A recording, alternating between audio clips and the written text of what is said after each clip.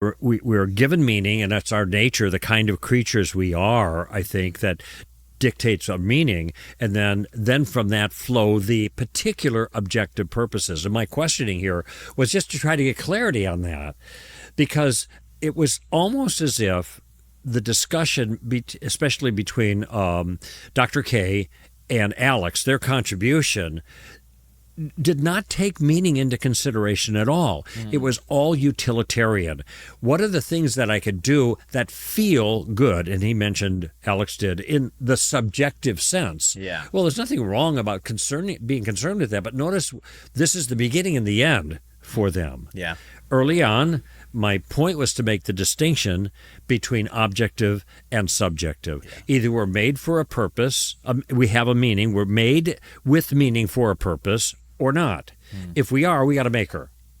If there's no maker, there's no objective meaning, then purpose is whatever. And it turns out this is what they were talking about the whole time. They were just talking about the whatever. But most of the time when they were talking about, virtually always, the whatever, it was always something kind of noble. Yeah. The way make people feel better and happier with their lives. Well, look, Idi Amin and Pol Pot and Mao Zedong and Lenin, they all had meaning in their lives because they were all doing, they had purpose, they were pursuing, and as far as any of us could tell, they were very satisfied because they kept doing the things they were doing. Yeah. But it was bereft from any transcendent purpose. There was none. They all they all denied that, which allowed them to do whatever they wanted. All right.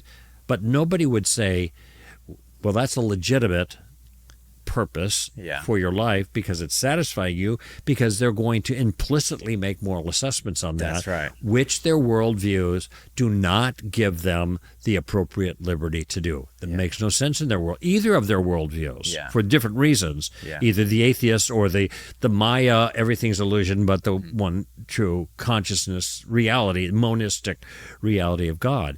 And yet, nevertheless, even focusing in on simply finding things that make you feel like you're living purposefully, they're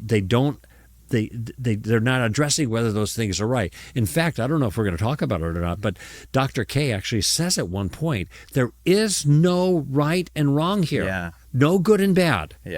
And I was amiss for not climbing on that, saying, wait a minute. Yes, right.